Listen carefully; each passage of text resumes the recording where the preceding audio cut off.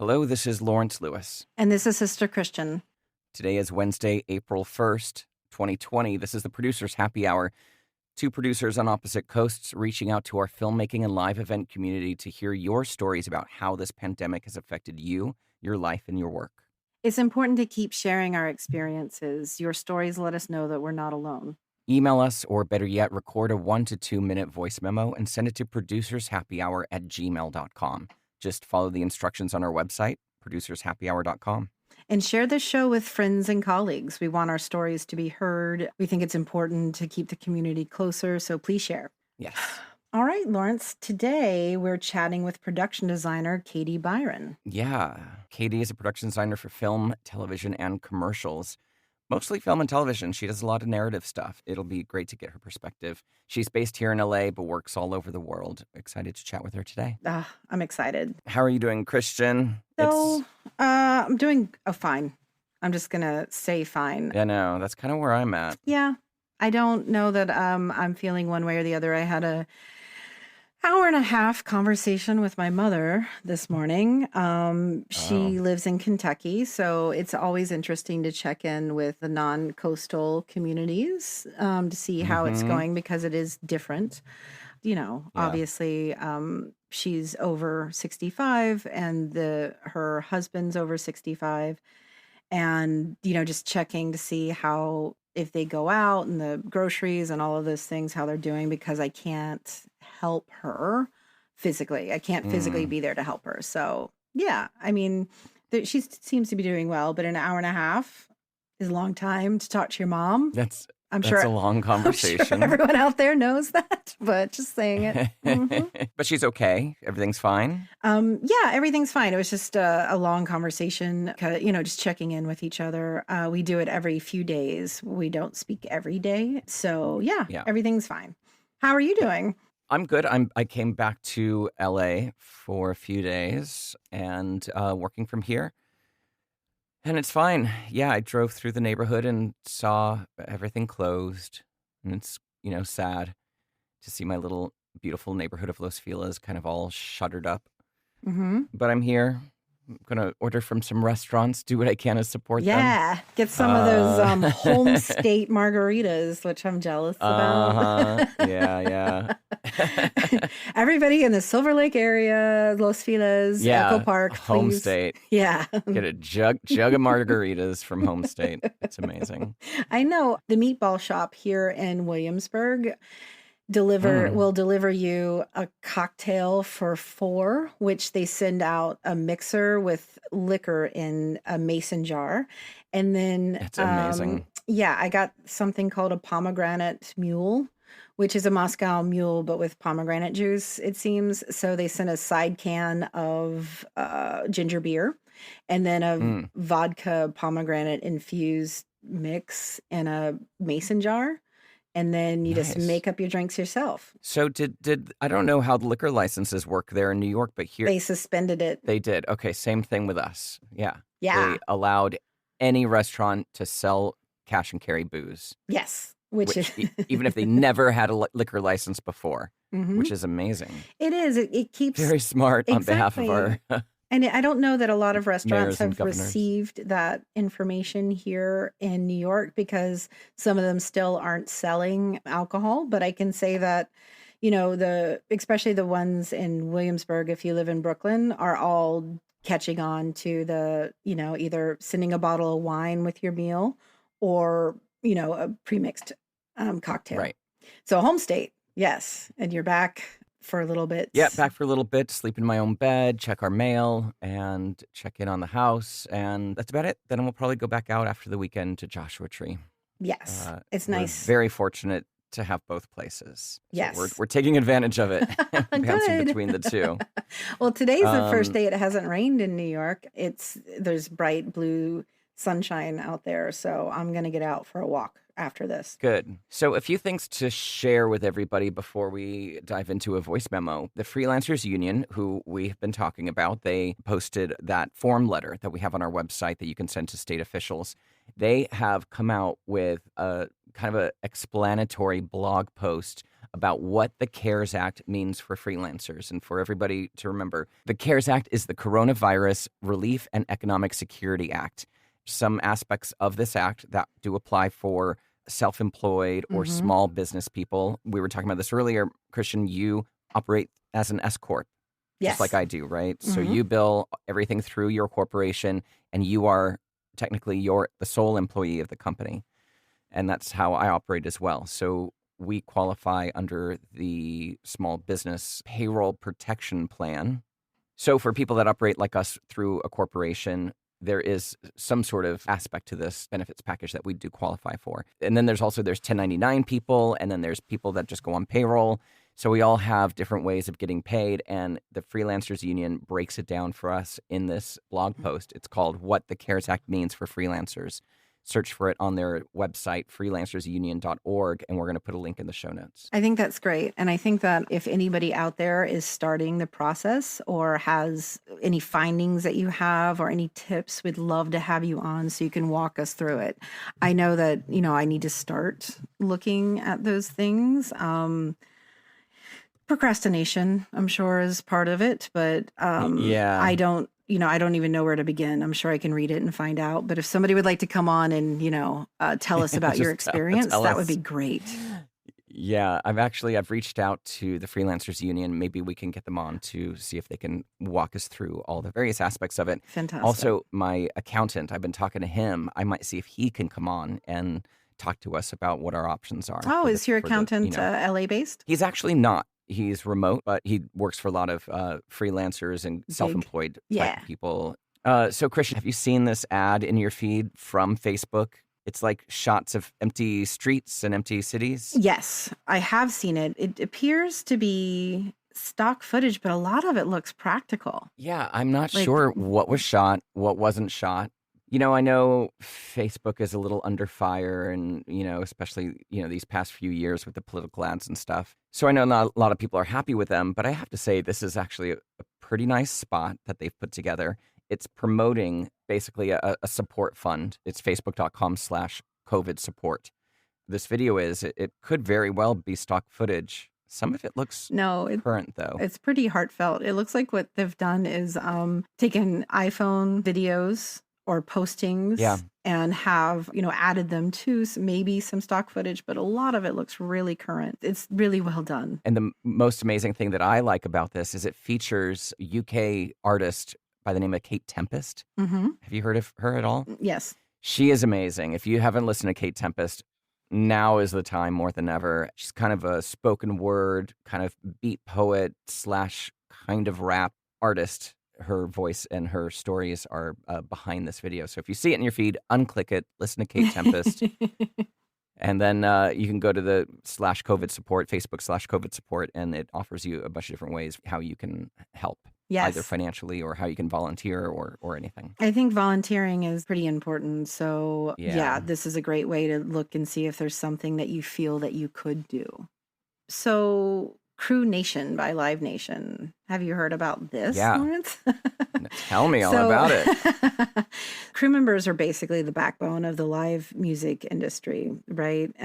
We hope you'll join us in supporting them through this temporary intermission until we can once again unite millions of people around the world through power of music. Basically, Live Nation has committed $10 million to Crew Nation, contributing an initial $5 million to the fund and matching $5 million. And it's basically given by artists, fans, and employees dollar for dollar. And this is to help out those crew members who are not working right now. That's awesome. So they're following suit with some studios and some other organizations to support the backbone of their industry of people that are now out of work for the foreseeable future. Yeah, I mean, we've been talking about concerts and stuff in large gatherings. I realize that, the way that Live Nation has done business up until this point is changing. It's going to change right away. So it's about brand and how you act during this time. So I'm glad that they're stepping up. This is great. Great news. So I have two more things I want to talk about. What you got? FeelUSA.org. I saw this last night in one of the Facebook groups for filmmakers. It's apparently an organization put together by a fellow producer by the name of Nick Quinto. So the website is feelusa.org, feel like FEEL, USA.org. And the reason I wanted to talk about it today, because it reflects exactly what we were talking about 2 days ago with Sean. He said if there was a production manager in the administration kind of running this Right. thing, Mm-hmm. all the relief efforts would be working so much better. Right. Tongue in cheek, we get it. There's probably a lot we don't know, but we are a resilient and very resourceful and fast-acting team of people, us film and live event production people. Exactly. And this guy, Nick Quinto, recognized that. So he took his film production company and turned it into basically services for emergency logistics, basically. So they're offering dispatch and delivery. They're offering warehousing, procurement and fabrication. His wife is making masks, right, and also community outreach. And he's put out a call to people to join them and be part of this production community turned emergency response team. So on the website, he says, with the disruption in the workforce, scores of tri-state workers are now unemployed. Due to the very nature of the entertainment industry, we are now on hiatus indefinitely. The silver lining is that the tri-state area has a battle-hardened, versatile army who routinely work 12 to 14 hours a day under stress and in all conditions. And that's us, the film production community and live event production community. So he's proud to announce that he's retooling his production company for emergency logistics and fabrication. So I thought that was pretty impressive and spot on with what we were talking about the other day. Yeah, I mean, you see something that's needed and you go and you do it. It's very appealing to our personalities. Plus, if we don't know something, we can learn it in a day. I really do have that. Or Totally. maybe two. Absolutely. Maybe two. Because Maybe two. that's what we've had to do. I can remember even as a PA, like not knowing something, I would never say that I didn't know it, but I would ask three other people how to do it and I would know. Yeah. It's just in our blood to do that. So good on you, Nick. Yeah, good on you, Nick. I've reached out to him, see if he'd pop on the show with us. So we'll see if we can get him on to chat about it and spread his message. But yeah, what you were saying, Christian, I remember reading a book about filmmaking early on when I was in college. And you went to college? Shut up. No, it's been, well, no, I always find people in this industry are, a lot of them went to college for things that they don't use these days. So it's a very self-taught industry, but sorry. It is. So I remember reading something as a kid when I was in college about the film industry and somebody's advice, I don't remember who, it was surround yourself with experts in the things you don't know and learn from them and ask questions. And so, that's what we do, Christian, when we're on a job is we surround ourselves with experts and glean all the information from them that we can. And that's how we tackle new things. Yeah, I mean, that's how I've always felt about, the crew members that we hire, the heads of each department. We've hired the best person that we know or that the director or the DP knows in order to do the job that we've asked them to do. So as, we're facilitators, we know what they do for a living, but I don't know the ins and outs of how to program a menu on a Red camera. Don't do it because I don't need to know how, because I've hired an individual who is an expert in it. I think that what Nick is doing for Feel, I think it's great. I just went on his site. I hope he comes on to talk to us. So Lawrence, voice memo time. I know. I love getting these. I love them. So today we have a voice memo from Melanie Gonic, who is a video producer and editor at MIT. Let's take a listen. My name is Melanie Gonic. I am out of Cambridge, Massachusetts. I am the video producer and editor for MIT News. And MIT News is a news office located within the Massachusetts Institute of Technology. So we operate just like any other news outlet, except we are very MIT-centric. So since I'm not freelance, I am still working. I have had shoots cancel. I had shoots that were scheduled for March that obviously didn't happen. And I had schedules that were rescheduled for April that will not happen. I also have even more future shoots that I can see us eventually canceling. One of the unique things about my job is we cover a lot of the research that comes out of the Institute, and often that research is actually done well ahead of publication. So for instance, a researcher could be working on something a year before now, or a year prior, I should say, and just now it's being published. So there's been opportunity for me to capture things before this all went down without us even knowing when it would run. So luckily for me, I do have a nice chunk of content that is still going to be published eventually that I will be working on to tell those stories.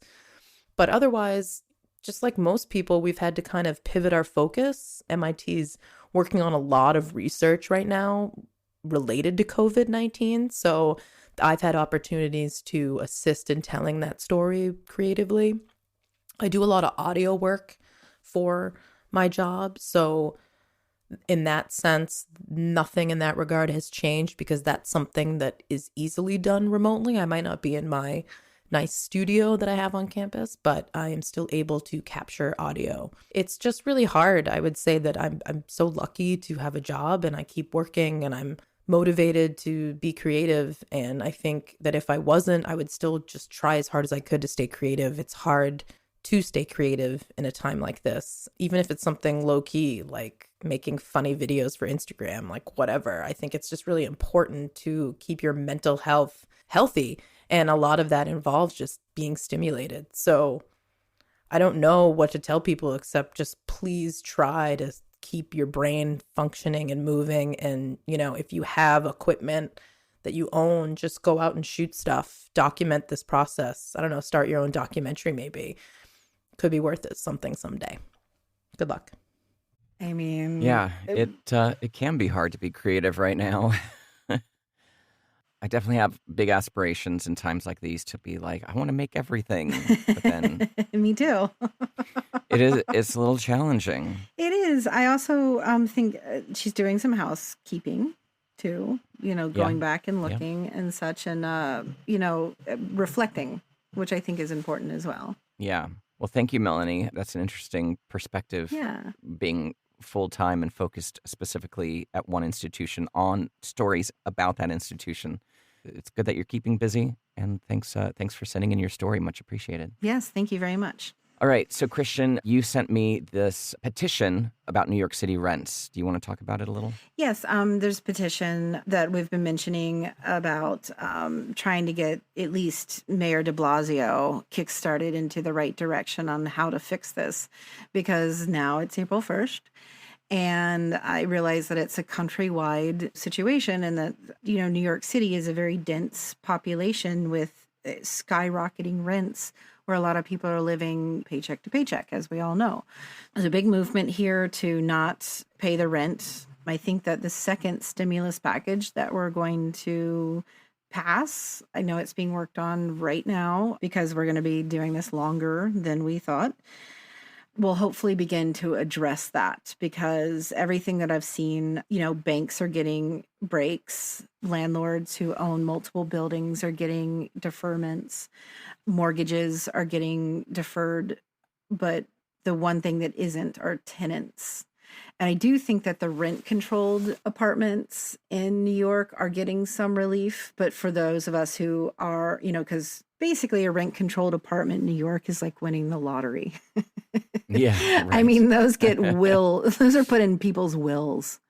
Or to give to their kids, you know what I mean? Like they're just the transfer of it's amazing of how that system works.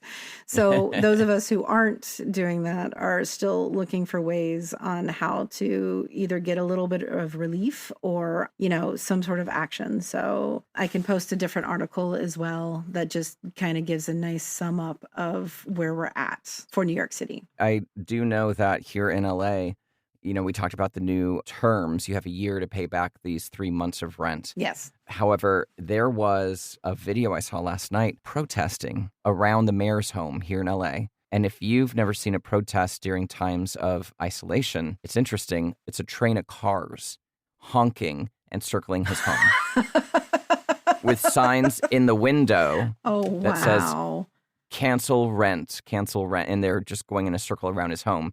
That's what a protest looks like right now. I had no idea, but that's happening because, rightly so, the thinking out here is that we're never going to get back these 3 months to make that money that we owe. Yep. Right? It should all just be forgiven.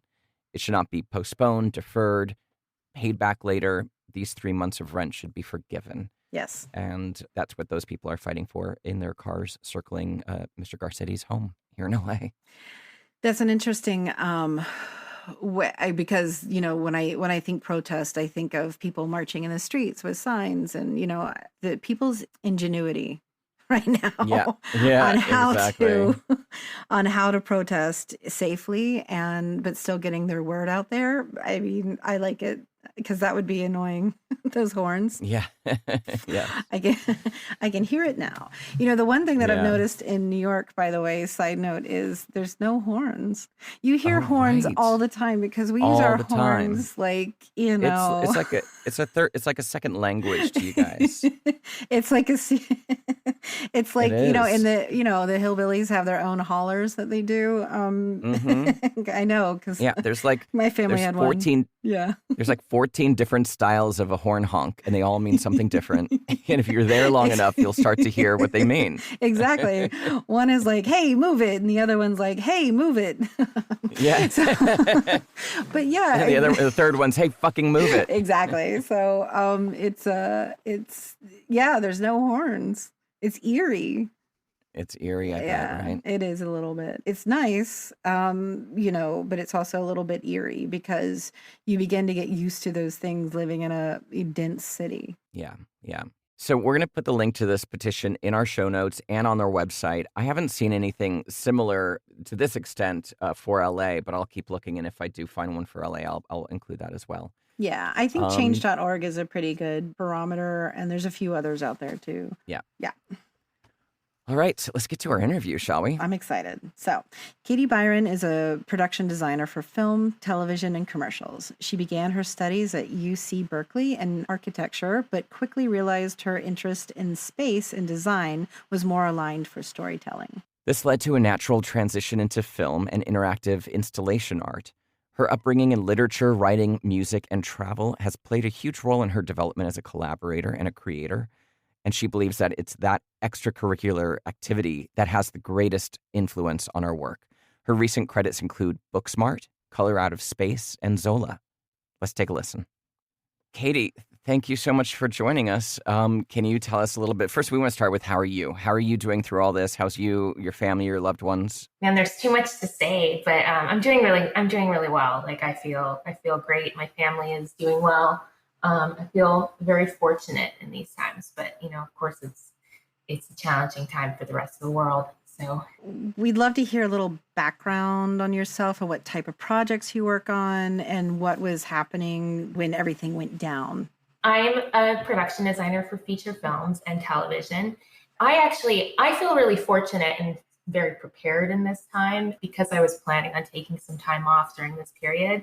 I had worked for like 2 years back to back, movie after movie after movie, TV show, movie. And I needed a break. And so the last job I did was a job with Mike Mills where we were traveling around the country for about 4 months. We were working in New Orleans and New York and Detroit and LA. And before that, I was in Calgary. Mm-hmm. And so I had always intended on taking February and March and April down because I was kind of cranking things out. And so I feel like I'm okay at this time. It is scary because this will last longer than the time that I allocated to take off.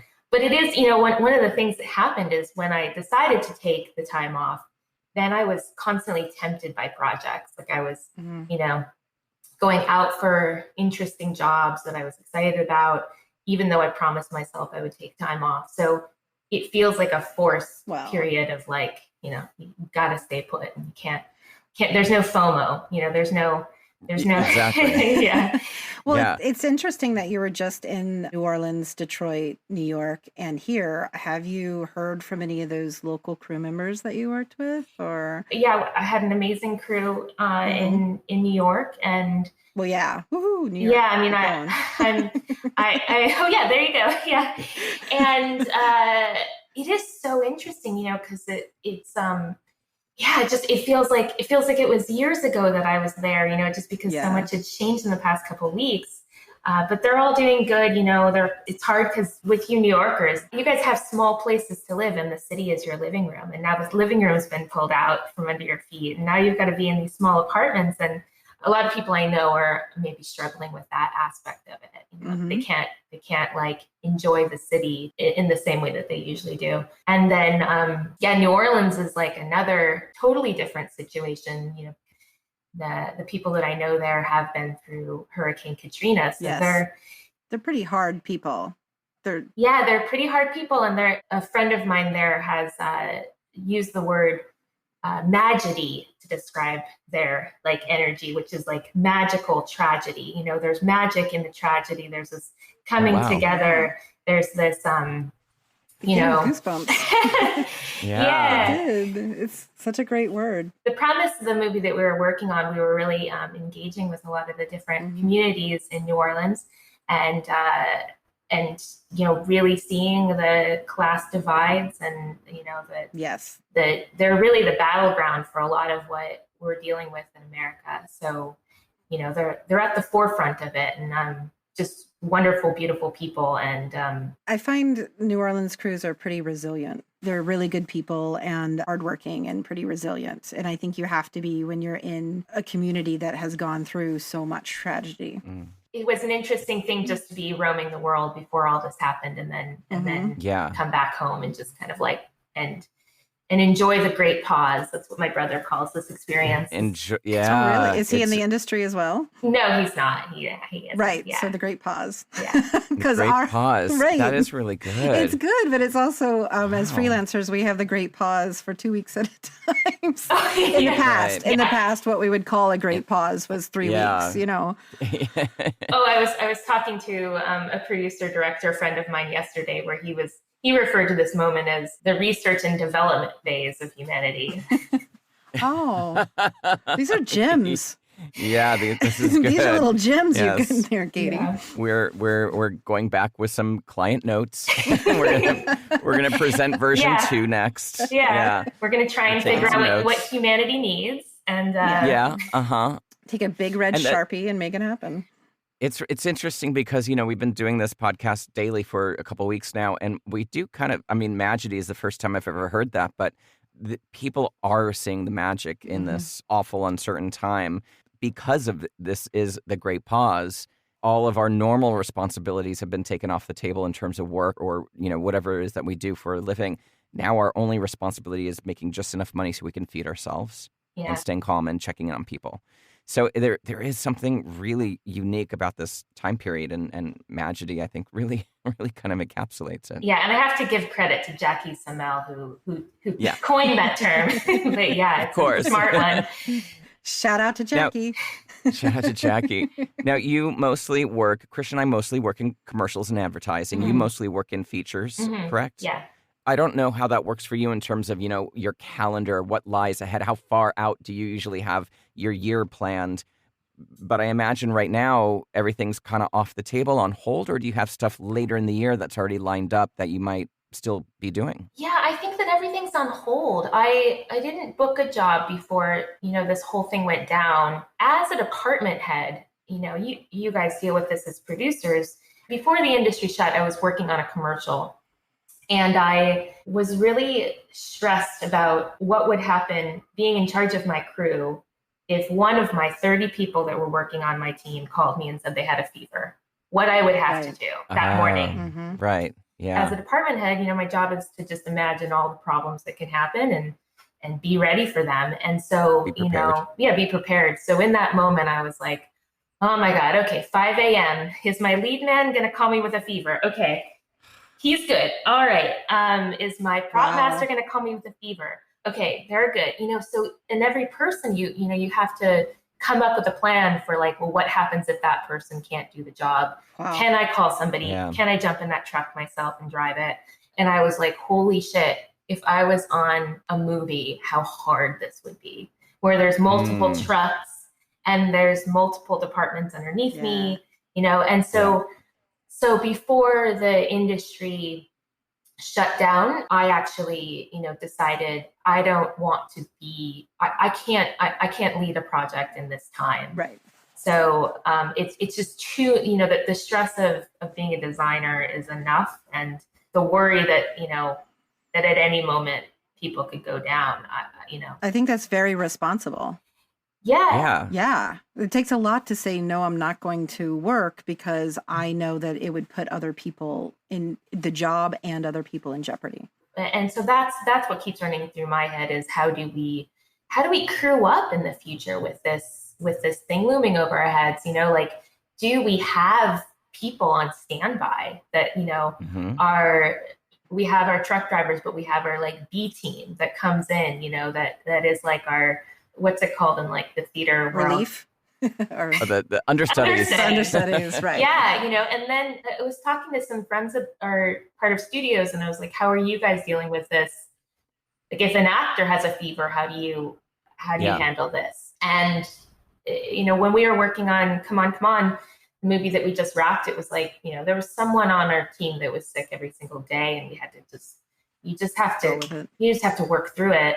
So if we really do figure out how to test people properly, if testing's key, right? So it's like, if we're able to test, then we can keep moving forward as filmmakers and sort of, work after in the shadow of this pandemic. I think that things are going to be a little bit smaller. And then I also do think that what you're saying, we have to take into consideration. So just taking it to other departments as well, our DP, the first AC, should maybe be somebody who can also operate the camera.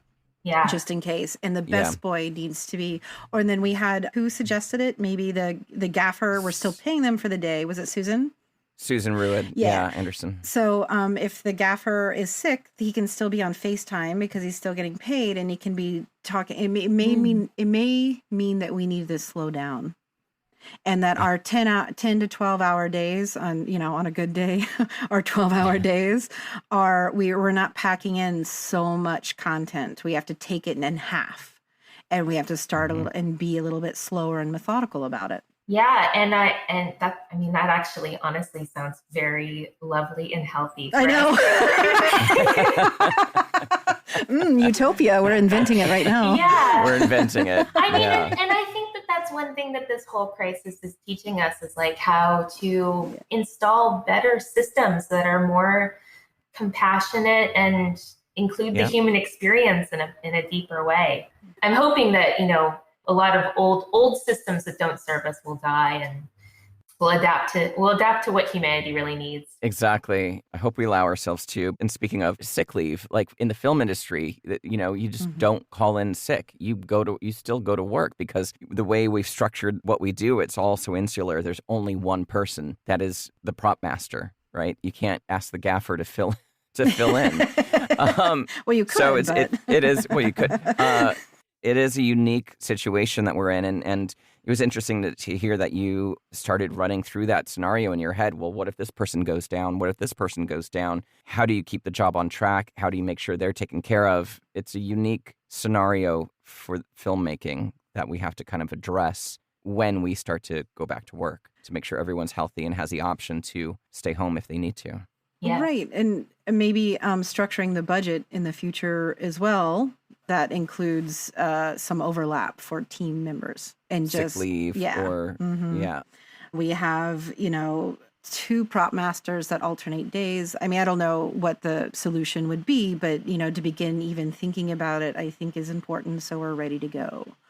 Yeah. And then I think also with the testing, it's like pain is this range that when we are on a project, we're so passion driven when we're working. It's like we have this measurement of pain, which is not consistent. I remember when I was a kid, my mom would say, is it between 1 or 10? What is it? And I'd be like, I don't know. It might be like a 3, or, it might be somebody else's 7. And so we don't trust our own gauge of what sick actually is, So it's like, if we took a test and we're like, coronavirus, or oh, I got a fever, if only.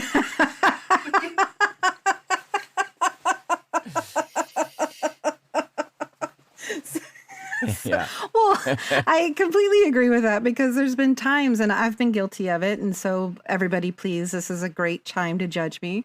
But I've been guilty of thinking that somebody's not as sick or as in pain as they are because I personally could handle what they're doing. And that's such a silly thing to think because you can't. If they're feeling pain, you have no idea what they're feeling. You have to go on trust, or if they're sick. So, I mean, and I do think that testing is very important as well. So we know who has it, who's a carrier, who's immune. We need that. Yeah, it's a whole different society. Oh my God, we're really just presenting plans for the It's a whole different utopia. conversation. I will stop right there. Oh, but I do have a utopia, another utopia idea. Okay. A positive Hold on, moment. guys. So one Let's do it. thing that I have always noticed is that there has been the people behind the camera have been some of the most imaginative, creative people I've encountered. And a lot of them have super brilliant ideas for their own projects. I talk often with these behind the camera people. There's always like this idea of like, oh, well, you know, like if I had time off, I would write that script and I would work on my own thing. But these people are so good at their jobs that they keep getting hired, and so don't have the time to actually do it. So what I'm hoping is this great pause will create an environment for all of those people, like all of those production assistants, gaffers, cinematographers, prop masters, like to sort of like create this work, and that maybe the work after this thing is all over is a lot of these voices that have these, you know, like in the way that the Me Too movement brought a ton of actresses to the forefront to direct. Yeah, I'm kind of hoping that this will be like a shift into giving an opportunity to some people that I think there's so many platforms right now. Like, I know it's been said that Netflix will put anything on the air. Like, I do know that there's so many platforms right now that are looking for content, that this is the time for you to get your concept together and then work it out. Yeah. If that's, you know, if your concept is something that you would like to present, now's the time. That's amazing to hear. And I had a call with my agent a couple of weeks before this whole thing went down, and he went through every single like project that was in development, and it was a pretty dark time. Just really realizing like how complacent our industry had become. Oh yeah. And you know, with all the reboots and the content that films were being made for like lots of money that just kind of lacked some inspiration. Originality. Originality, yeah, exactly. And to just like take a moment and be like, wait a second, what does humanity actually need, and what will they need in 6 months? And let's just reevaluate everything. I think it's a really cool moment. I think it's a cool moment to get smaller and more local. I know that's been a reoccurring theme in what we've been talking about, but figuring out what each community needs and tailoring the product to those needs is going to become important as well. Yeah, absolutely. And even getting smaller personally, and, you know, checking in on yourself more and understanding what you want and what you need. And I kind of woke up the Monday after the weekend Garcetti shut everything down, and I was just like, I can do whatever I want right now. I have like no responsibilities. I can do in my house, house, guys. And so, you know, and that's when I'm texting, you know, Christian, like, we got to do a daily podcast. Let's do a daily podcast. Hurry. But I did have that moment of just like, oh my God, all the rules are out the window. We can do whatever we want right now. The world's your oyster right now. Yeah. Katie, what are you doing personally to bide this time? Well, and you can, after all that talk, you can just say you're sitting on the couch. It's okay. No, but that's okay, because I do that most of the time. Well, yeah, I mean, I'm kind of like most of your guests, where it was like, I go back and forth between like, you know, being productive and then doing absolutely nothing. And I think that, you know, I've had a lot of like moments where I've like taken chunks of time off and like gone on retreat, you know, done a lot of interior work, and I'm cool with it. It doesn't bother me, and I feel like supported. Like I know that like work will come and all that. So kind of using this time to just like don't know, see what comes out of me. And I'm excited to be surprised by whatever that is.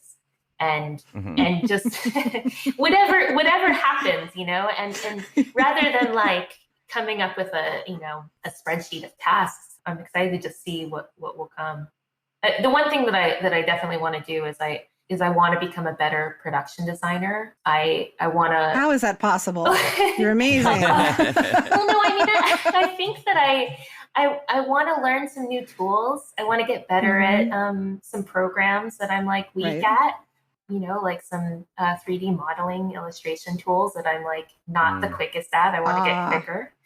Yes. I want to learn how to adapt as a production designer to like fit whatever, like if, for instance, we're moving into a different stage of filmmaking, like maybe I can learn some tools to help lead there. Most of the people that I enjoy working with most either started in the 2008 financial collapse, or came from a background of like working in restaurants or train hopping or whatever it is. Like these people that like I love working with have something in common, which is this gratitude for the work. When I started in the 2008 collapse, so I thought that it always was just a total gift to get a job, and that level of yes, yeah. And I mean, I still think that every time I get a job, totally. every time. Yeah. Every time. And I think it's part of the freelance mentality. For sure. And I think that entitlement can be like a total passion killer. And I think that like humility and gratitude is like just, it puts a sparkle in your eye. And about the possibilities. and yeah, the truth is that like I do feel so grateful for the work that I do. And I've been on a treadmill for 2 years, and I came from a place of humility. I maybe got complacent at times, and I'm excited to just get back to like really being so grateful for any work that I get, because it's an opportunity to like collaborate with such amazing, brilliant minds and earn an income. And, it's really special. So I think I'm spending a lot of time remembering, what it is to just be happy to make things and to fall in love with the process again. And that we choose to do this. Yeah. Not many people get to choose what they do for a living. Absolutely. Right. And I think a lot of, this experience has brought me a lot back to places in my childhood. I think it has for a lot of us, like, this idea of like summer when you were a kid and you're just like, where you go through moments of boredom and you want to play with your friends, but they live far away. And, so I used to have every type of hobby that you could name. I get lost in all these creative projects, and they weren't with any intent to make money or get validation, or they were just because I enjoyed doing them. And I think that when you get paid for doing the work and you do it for so long, that like it shifts. But I'm excited to get back to that childhood pleasure that I used to have with creativity. Oh, what that lovely. would be like. Yeah. I mean, yeah. Yeah. Something to look forward to. Katie, that was lovely. Thank you so much for spending some time with us today. Oh my God, you got it. And also I just wanted to, before we sign off, let you know that I cut out some things from my my expenses. Oh yeah, tell us. Yeah, that's right. Okay, all right. You have a subscription I want to hear it. Okay. She did this. Oh yeah, God. Okay, wait. I gotta get ready. Okay, I'm ready. All right. So I actually did this 2 years ago because I read this book Elizabeth Warren wrote where she suggests doing this. And so I did this 2 years ago. So it isn't the full cutout that I feel like a lot of your guests will give you, but I froze my membership to Just Float, the flotation tank place in Pasadena, which I felt bad about. Hold on. There's a flotation place in Pasadena. Lawrence, have you been holding out on me? I did not know about it, but this is LA, so it does not shock me at all. Oh, plus Katie knows train hoppers apparently. Yeah, I mean that's like the coolest shit that I've heard in a long time. She's gonna Katie, know the so floaty place. Just so you know, sure. you're now my main girl crush. But go on. Well, I feel sad that I froze that account because like I know they need the money and they're like a cool company, but that was obviously a cost I could freeze. I went on my bank statement and there were like random apps that I feel like I don't even know. Yeah, those were the They're killers. charging you. Yeah. Yeah. Like about $40 in random apps. So $50 for Just Float, $40 for random apps. I learned, this is another hack from a production designer friend named Katie Birmingham, that you can go on Adobe's Creative Suite, like the Photoshop website, and you can cancel your account. And if you list why that it's too expensive, they'll give you 2 free months. Oh, So Because that's I subscribe to them. It's expensive. yeah, That's one of the ones I've been contemplating, but I've been trying to get better at all of those programs, so it's hard. well, yeah. So they will give you 2 free months if you attempt to cancel. So that's Insider what. hack. Nice. There's a Nice. hack. Okay. Gusto, which is the payroll software, they have a really great deal. They offer, you can freeze payments if you're going through hardship. So that's about $49 I'm saving there. That's awesome. I've thought about quitting Spotify because I think that they're not handling this crisis in an ethical way. So I'm like kind of contemplating it. I feel like, I mean, they've always kind of, musicians aren't most into Spotify for obvious reasons. Yeah. They have an opportunity to jump in and help their artists, and they haven't yet. So I'm contemplating that. Well, maybe if enough people cancel, we can get them to do something. Yeah. And then also it's like we're inside, and so I've been like finding old hard drives and like playing music that I listened to like 10 years ago, and it's been exciting. I've been like traveling down memory lane. So awesome.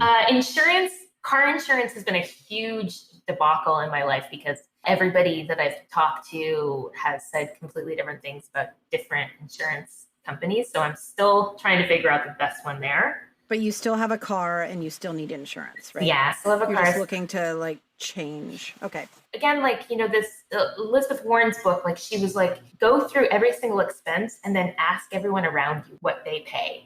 So it's like, yeah. if you are open with that, like I pay $250 a month on auto insurance, which I learned was outrageous. So, I'm trying to figure out. Yeah. Considering getting rid of Netflix, and then I have an Audible account, and I can cancel that, but I have to spend like 15 of my credits first. So I'm like trying to figure out what books to get before that I do that. But yeah, so that's nice. So that's like what do I have?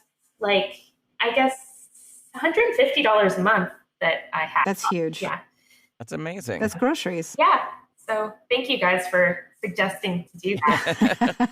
Good. Well, you were the second person to have let us know that they've done it, and of course Christian and I haven't done it yet. We're going to. Well, I'm working on it. One thing to be gentle on yourself, like for the insurance thing, like it is like a mental spiral, and it's like this thing happens where you're like, oh, that's too much information. I'll deal with that tomorrow, and like tomorrow. Yeah. So it is. Be gentle with yourself, and this stuff isn't easy. It's hard to pick up the phone, and all these places are impossible to reach right now. I mean, I think that one of my major ones, I think, because I'm definitely old enough to have cable. And I understand that is a foreign thing to a lot of people these days, especially if you were born after a certain point. And that's what I feel about that. It's just like that takes, and then your cell phone bill and all of that takes days to talk to somebody and phone calls back, and they just make it so difficult for you. Oh yeah. And I think you have to wind up threatening and canceling before you get any leeway. And that was before all of this. Now I can't, Yeah. Whew, so that's why I've been procrastinating. Well, a lot like Photoshop, that is something you can do online. Gusto, that's something you can do online. I actually also wrote Dropbox, and they're getting back to me, but I've been dealing with someone there. So that might be something that we can also freeze. Yeah. Suspend or just like cut in half or any of these things. Yeah. I know companies will work with you, but you have to be the one to reach out to them. Nobody's giving you anything for free. Yeah. So no one's offering anything straight up. No. So you just got to make. They're just waiting. Yeah. Make the plea. Wow, that's awesome. I know. Thank you so much. That was great. It inspires me to think about doing it. And the note to be kind to yourself as well is important. Yeah. Don't stress about it. turn off the online stuff, the easy stuff first, and then if you feel like it, dive in. Yeah. That's cool. I'm glad you did it. Yeah, thank you. Yeah. Thank you for sharing. All right. Thank you, Katie. Thanks for spending some time with us and sharing your thoughts. Oh my God, it was lovely to connect with helpful. people in this period of isolation. Thank you so much. Yes. Oh my gosh. Well, there's many things. I mean, like her entire interview was just a piece of candy. Yeah. It was A just delicious so morsel. delicious, and I'm sad it's over. Yeah. What I think the most interesting part is, as a producer, and I do consider myself creative, and I know you do too, as a creative producer, right? We're just not those structured, militant, A-type producers who have to do it like this. You know, we're definitely more moldable to circumstance, right? Yeah. And what I loved hearing from her was just like, I'm not a spreadsheet kind of list maker.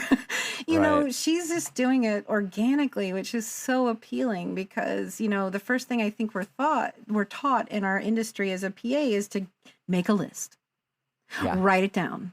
Yeah. Have you done your list? You know, those were the major things that I was taught. And it's so daunting, a list sometimes. I've evolved past lists. I always go back to thinking, I should probably do a list and then I'll be more organized and then I'll know what I'm doing. So her creative take on it of how she's getting through this was amazing for me to listen to. Yeah. Yeah. Yeah. I just enjoyed designing Utopia with her. I think that's my new favorite hobby, designing Utopia with Katie Byron. Yes, she could absolutely be on our ad hoc committee of how things should be moving forward. Exactly. Plus, she knows train hoppers. Yeah, she knows train. We didn't even dive into that, but yeah. I feel like that's something I like how she just casually threw that out. You know, I worry a lot of people who, you know, maybe are waiters or train hoppers and you know, who didn't go to college. You're like, what? Who the fuck? How does she what? Because it's very specific. So either she was a train hopper, don't tell anyone, or B, she's close to a train hopper. So I'm very we're gonna have to have her back. We'll just have her on back. a train hopper episode. Just on it, yeah, exactly. But her friends quote magic and tragedy, as to compare to what we're going through right now. I mean, I think that I think we had a breakthrough moment on this podcast. Yes. And I know she credited it to somebody else, but she was one that delivered it to us. Magedy, it is what we're going through. There is magic in this tragedy. And it's about finding it. Yeah, the great pause. It's about finding it. We have this great pause, and we can redesign the rules going forward. Hopefully we can redesign rules for ourselves going forward, and hopefully we can redesign the process of what we do going forward as well. Yeah, these talks that we do every day, you know, absolutely give me hope. And I do know that I'm going to be ending today's podcast with a lot of hope. And it's because I was able to speak to Katie. It was great. Yeah. I know. All right. I mean, she's my new girl crush. So she is. Anyway. Well, next time you come to LA, you know who to hire. Yeah. Well, or drink with. I'm not sure. Or Both. drink with. Yeah. All of it. So. All right. I think that's it for today. Yeah. Well, everybody, stay safe, stay connected, stay active, and please stay home. Stay home. Wash your damn hands. Don't touch your damn face. You know who the hell you are. Yes. And please send us your recordings or emails to producershappyhour@gmail.com. We want to share your story because I've reached out to a lot of people on LinkedIn that I know to send us their stories. And they say, well, I don't really have much of a story. Mine's not that exciting. I'm just working from home. But that's not true. Your story is interesting. That will resonate with somebody. You know, do you have kids at home? The fact that you're at home making something right now can be inspiring to somebody out there who doesn't have anything. So all stories are important, and it all helps our community feel a little less alone right now. I completely agree. And I think that I'm going to go back to Josh Jupiter and the way that he's handling this versus the way Katie Byron is handling this are opposite spectrums. Yeah. I mean, absolutely opposite. And I think that is why we're doing this, is so that we can get multiple perspectives on what we're going through, because each little bit of what each person has said has appealed to me. Yeah, absolutely. Same And here. something that they've said. Exactly. So, Yeah. well, Lawrence, how can people reach you directly? Oh, they can get me at lawrencetlouis.com or for voiceover work, voiceoflawrence.com. And Christian, how do people put you on hold for all the jobs that are coming our way in the I know. future? I'm very excited, everyone. So please go directly to sisterchristianproduces.com. I'm available and I'm ready to go for All right. whenever. Whenever. Thanks for listening. We really appreciate it. Yes, talk to you all tomorrow. Bye. Yeah. Tomorrow it is. Until tomorrow, Lawrence. Until tomorrow.